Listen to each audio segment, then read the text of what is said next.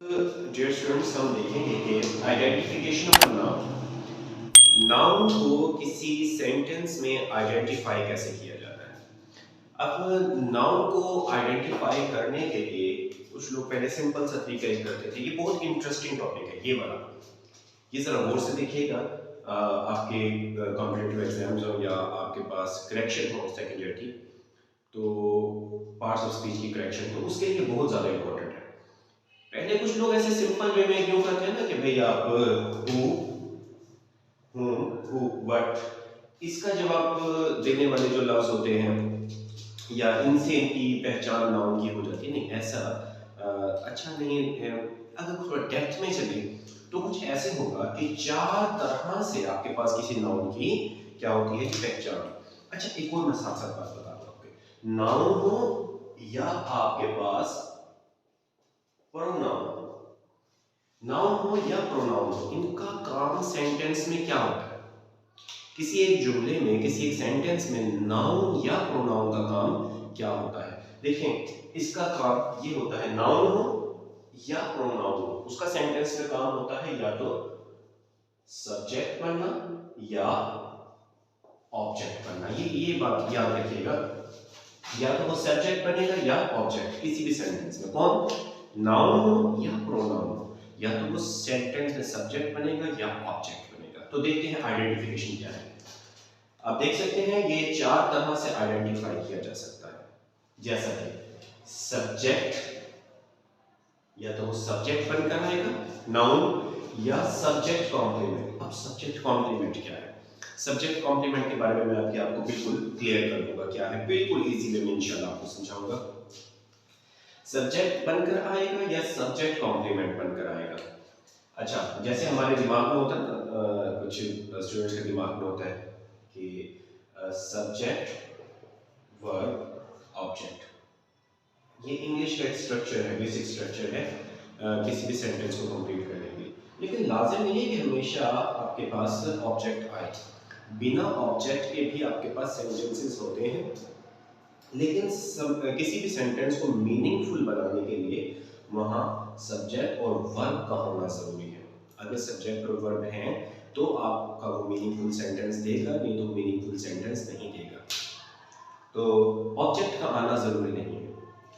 तो उर्दू में क्या होता है, सब्जेक्ट, ऑब्जेक्ट और वर्ब, ये वहाँ का उर्दू का स्ट्रक्चर है। वो हमारा टॉपिक नहीं है तो उसको अभी डिस्कस नहीं करते। तो ये याद रखिएगा, लाजिम नहीं है कि हर सेंटेंस में ऑब्जेक्ट आएगा। बाज़ औक़ात डबल ऑब्जेक्ट भी आ जाता है किसी सेंटेंस में, तो बाज़ औक़ात ऑब्जेक्ट आता ही नहीं है। लेकिन सब्जेक्ट और वर्ब का होना बहुत ज़रूरी है।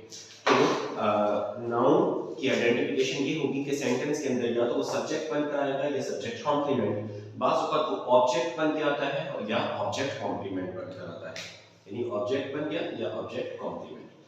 और एक और ज़रूरी चीज़ जो कि आपको अक्सर बच्चों को कंफ्यूज करती है कि नाउन की पहचान नहीं कर पाते कि नाउन है किधर।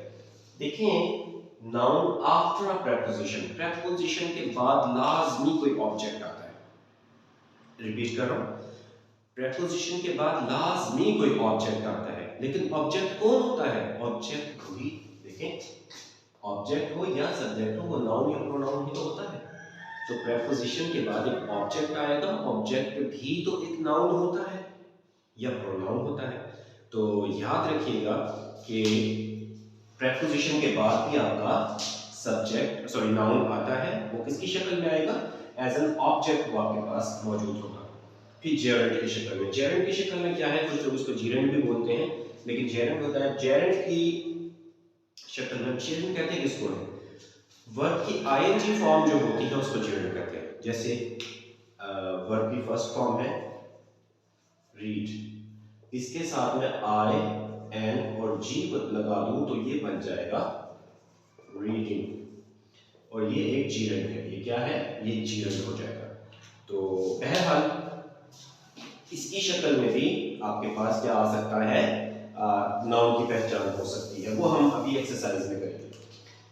इन्फिनिटिव, इन्फिनिटिव क्या है, टू लगाने के बाद कोई जुमले हैं, टू के बाद अगर आप वर्ब की फर्स्ट फॉर्म लगा देते हैं तो ये इन्फिनिटिव करते हैं।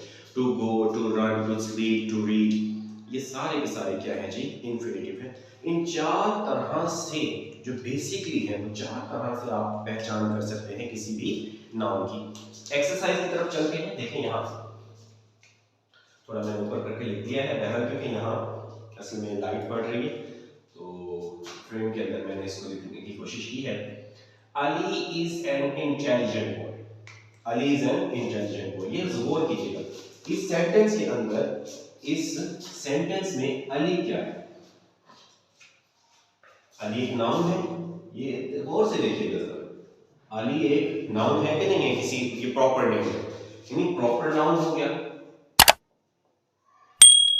अली प्रॉपर नाउन है, लेकिन इस सेंटेंस में ये नाउन जो है किसका काम कर रहा है? ये सब्जेक्ट का काम कर रहा है। किसका काम कर रहा है जी? सब्जेक्ट का काम कर रहा है।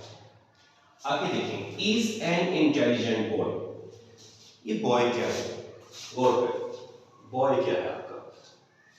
ये बॉय क्या ये ऑब्जेक्ट है? जी, ऑब्जेक्ट क्या होता है? सब्जेक्ट होता है काम करने वाला, लेकिन हमेशा काम करने वाले को सब्जेक्ट नहीं कहते। लेकिन ये देखें, ऑब्जेक्ट जिस पर सब्जेक्ट का असर हो रहा हो, यानी जिस पर काम किया जाता है, जिसके ऊपर काम हो रहा है, वो ऑब्जेक्ट होता है। तो क्या इस सेंटेंस में कोई बॉय के ऊपर, बॉय पे कोई काम हो रहा है? जी नहीं, कोई काम नहीं हो रहा। तो ये बॉय क्या है? ये एक नाउन है। कौन सा नाउन है जी? ये कॉमन नाउन है। अभी मैंने आपको बताया कि नाउन की पहचान कैसे होती है, या तो वो सब्जेक्ट बनता है या सब्जेक्ट कॉम्प्लीमेंट। अब सब्जेक्ट कॉम्प्लीमेंट क्या है? सब्जेक्ट तो आपको समझ आ गया। आगे सब्जेक्ट के बारे में जो बात बताई जा रही है, सब्जेक्ट के बारे में जो बात बताई जा रही है, वो सब्जेक्ट कॉम्प्लीमेंट होती है। दोबारा बताता हूँ, सब्जेक्ट के बारे में बताने वाले कुछ अल्फाज जो होते हैं कि सब्जेक्ट कर क्या रहा है, सब्जेक्ट की क्या स्टेट है, तो वो सब्जेक्ट कॉम्प्लीमेंट कहलाता है। तो ये एक नाउन है और ये सारा जुमला क्या कहलाएगा? Subject complement. ये अंडरलाइन जो किया हुआ है। दूसरा देखिएगा, ही एक प्रोनाउन है। अभी मैंने बताया कि नाउन हो या प्रोनाउन हो, वो सब्जेक्ट या ऑब्जेक्ट का काम करते हैं। इनका काम ही सेंटेंस में क्या होता है? नाउन या प्रोनाउन का ये सब्जेक्ट बनेंगे या ऑब्जेक्ट बनेंगे। तो ये है तो एक नाउन। क्या है ये? एक नाउन जो कि काम किसका कर रहा है? ये सब्जेक्ट का काम कर रहा है। ये याद रखिएगा, स्टार्ट में सब्जेक्ट का काम कर रहा है। ये पैसिव वॉइस का जुमला तो है नहीं। ही कॉल्ड, उसने बुलाया, ये तो वर्ब आ गया। द मैन, ये द मैन कौन है? ही कॉल्ड द मैन, इस सब्जेक्ट ने बुलाया। किसको बुलाया? द मैन, उस आदमी को बुलाया। जिसके ऊपर काम हो रहा है वो क्या है? ऑब्जेक्ट है।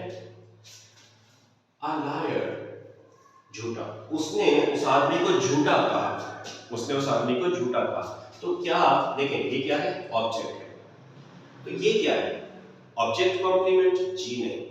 ये देखिएगा जरा कि क्या ये ऑब्जेक्ट है या ऑब्जेक्ट कॉम्प्लीमेंट है, जरा गौर कीजिएगा। ही कॉल्ड, उसने बुलाया, द मैन, आदमी को, आ लायर। देखें, ये भी ये अलग से एक चीज नहीं है, ये उस ही आदमी को कहा गया है। उस ही आदमी को कहा गया है। He called the man a liar. A liar क्या है जी? ये आपके पास ऑब्जेक्ट का कॉम्प्लीमेंट है। ये सब्जेक्ट हुआ ही, द मैन क्या हो गया आपके पास? ऑब्जेक्ट, और ये ऑब्जेक्ट कॉम्प्लीमेंट हो गया। ये ऑब्जेक्ट कॉम्प्लीमेंट हो गया। फिर आपके पास थर्ड सेंटेंस आपके पास है आई। आई स्टार्ट में ये सब्जेक्ट का काम कर रहा है तो ये प्रोनाउन, नाउन प्रोनाउन आपका सब्जेक्ट या ऑब्जेक्ट बनते हैं। आई गेव अली, मैंने अली को दी, क्या जी? किताब। ये देखें यहां, आई गेव अली, तो ये बन गया आपके पास ऑब्जेक्ट। आई सब्जेक्ट बन गया और जो अली है वो आपके पास ऑब्जेक्ट बन गया। तो अब बुक क्या है? ये कॉम्प्लीमेंट है? जी नहीं, ये अलग से एक ऑब्जेक्ट है। ये अलग से एक ऑब्जेक्ट है। देखें यहां एक ये सिर्फ ऑब्जेक्ट आ गया, दूसरा ये ऑब्जेक्ट, एक से ज्यादा ऑब्जेक्ट आ सकते हैं किसी सेंटेंस में। आगे एग्जांपल देखिएगा जरा। ही, अगेन वही, सब्जेक्ट है। अब इतना तो समझ आ गया होगा कि यही क्या है, सब्जेक्ट है। Is fond of painting. अब यहां नाउन कहां है, नाउन कहां है?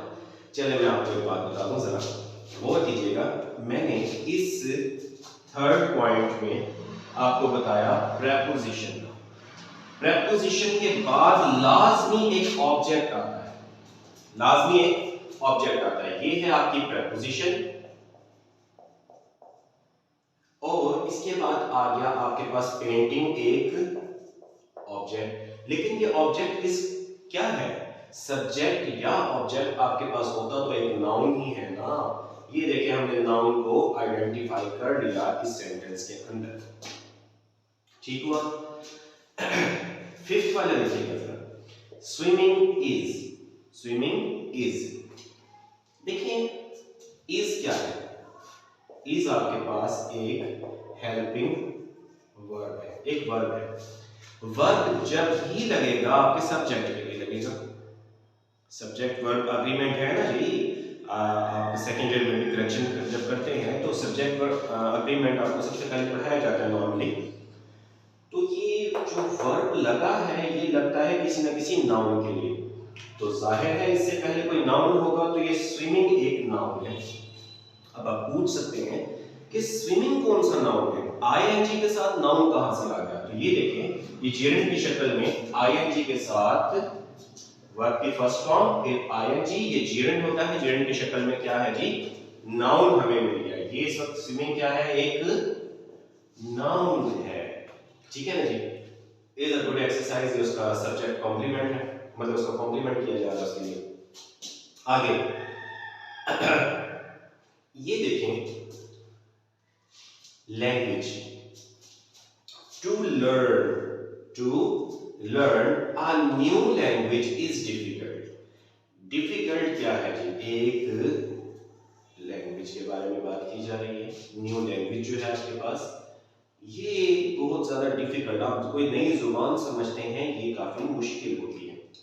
न्यू लैंग्वेज के बारे में बात कर रहे हैं, ये क्या है, अ न्यू लैंग्वेज। देखें आ क्या है, आर्टिकल है, आर्टिकल के बाद आपके पास कोई ना कोई क्या होता है जी, नाउन पाया जाता है। तो ये तो आपके पास नाउन आ गया, और यहाँ आपके पास जो एक और मैं आपको बात बताऊं कि टू लर्न क्या है, असल में ये इंफिनिटिव है।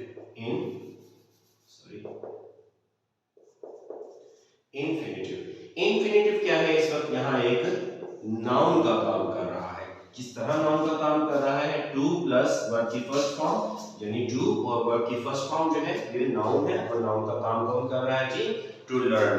यहाँ हमने नाउन आइडेंटिफाई कर लिया। मैं अगेन आपको मुख्तसर बताता हूँ। देखिए यहाँ हमने नाउन को आइडेंटिफाई किया एज अ सब्जेक्ट, और यहाँ हमने सब्जेक्ट कॉम्प्लीमेंट के अंदर, ये सब्जेक्ट कॉम्प्लीमेंट के अंदर हमने इसको नाउन को आइडेंटिफाई कर लिया। यहाँ आपके पास ही नाउन की शक्ल में है, और ऑब्जेक्ट कॉम्प्लीमेंट है। यहाँ भी आपके पास आपको क्लियर हो गया होगा। आई गिव अली, तो आई सब्जेक्ट है, अली ऑब्जेक्ट है, और ये आप बुक भी एक ऑब्जेक्ट है, तो ऑब्जेक्ट आ गए इसमें। इस तरह ये हमने करने की कोशिश की है। उम्मीद है आपको ये आइडेंटिफिकेशन वाला टॉपिक क्लियर हो गया होगा। जब आपको आइडेंटिफिकेशन करना आ जाए किसी नाउन की, तो आप बहुत जल्द एरर तलाश कर सकते हैं किसी भी सेंटेंस के अंदर।